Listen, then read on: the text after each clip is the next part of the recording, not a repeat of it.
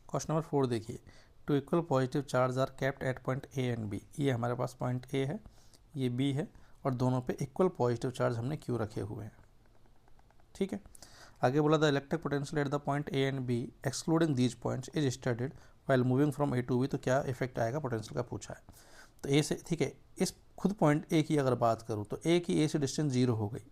Clear. तो ऐसे में के क्यू बाई आर जो है उसमें आर जीरो रखते ही इन्फिनिट आ जाएगा, तो अनडिफाइंड रहेगा हमारे पास।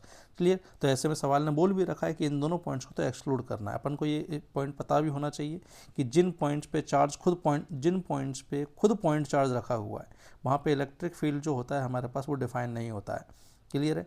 ठीक है, डिस्क्रीट चार्ज के लिए डिफाइन नहीं होता, कॉन्टिन्यूस चार्ज के लिए डिफाइन होता है। ठीक है, अपन यहाँ पोटेंशियल अगर अपन फाइंड करें तो इसके जस्ट पास में अगर मैं देखूँ, एक चीज़ तो क्लियर है, अगर दोनों चार्ज पॉजिटिव है तो इन दोनों की वजह से किसी भी पॉइंट पे पोटेंशियल पॉजिटिव आने वाला है। इसका भी पॉजिटिव ए का और बी का भी पॉजिटिव, तो सम तो हमेशा पॉजिटिव होगा, कहीं भी जीरो नहीं होगा। क्लियर। फिर भी अगर अपना एग्जैक्टली ग्राफ अगर अपन देखें तो एक जस्ट राइट में अगर मैं इस पॉइंट के लिए अगर बात करूँ, ठीक है, तो इसके जस्ट राइट में अगर अपन बात करें तो ए की वजह से पोटेंशियल डोमिनेट करेगा और वो जो है इन्फानाइट को टेंड करेगा। सिमिलरली बी के जस्ट पास भी हमारे पास प्लस के इन्फानाइट को टेंड करेगा, के क्यू बाई आर में क्यू जो है वो पॉजिटिव है।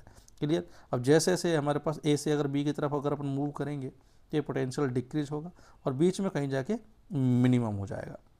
क्लियर।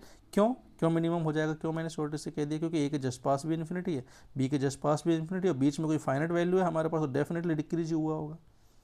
क्लियर है। तो ये ग्राफ कुछ ऐसा आएगा पोटेंशियल का हमारे पास। तो अब मैं शॉर्ट से कह सकता हूँ कि ए से बी की तरफ जाने पे पोटेंशियल फर्स्ट जो है वो डिक्रीज होगा, देन इंक्रीज होगा। यही अगर ये नेगेटिव चार्ज होते तो ये ग्राफ जस्ट इन्वर्टेड हो जाता ही। तो रिजल्ट क्या होता कि पोटेंशियल पहले इंक्रीज होता फिर डिक्रीज होता। तो फिलहाल हमारे पास इस क्वेश्चन के लिए आंसर हो जाएगा फोर्थ।